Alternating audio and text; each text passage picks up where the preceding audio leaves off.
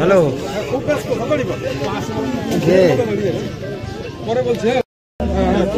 Hello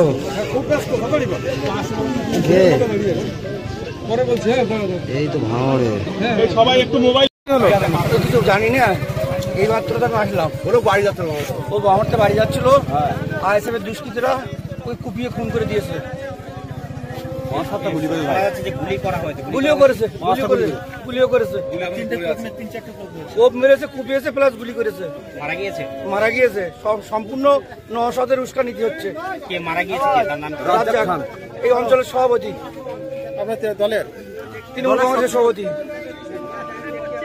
হঠাৎ আবারও ভাঙড়ে এই যে মার্ডার, মানে কিভাবে দেখছেন এই ঘটনাটা? এখন আমরা ভাষা খুঁজে পাচ্ছি না।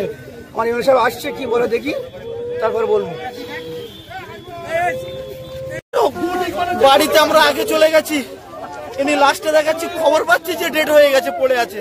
এসে দেখছি যে গুলি হয়েছে আর 3টে কোপ আছে। কি অবস্থা আপনারা দেখেন না। এর নাম কি?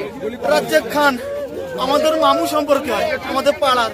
খুব ভালো মানুষ, খুব ভালো মানুষ। কখন ঘটলো ঘটনাটা? হ্যাঁ, কতক্ষণ আগে ঘটেছে? আরে আমরা একটু খবর পেয়েছি, এসে দেখছি পড়ে আছে। ছুটে এসে দেখছি পড়ে আছে।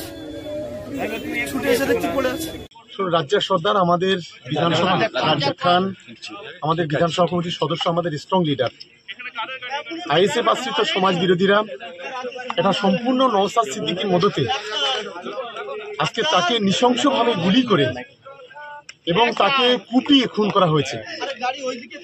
ও বিকাল থেকে আমাদের 2টো মিটিং অ্যাটেন্ড করেছে, মিটিং করে ও বাড়ি ফিরছিল।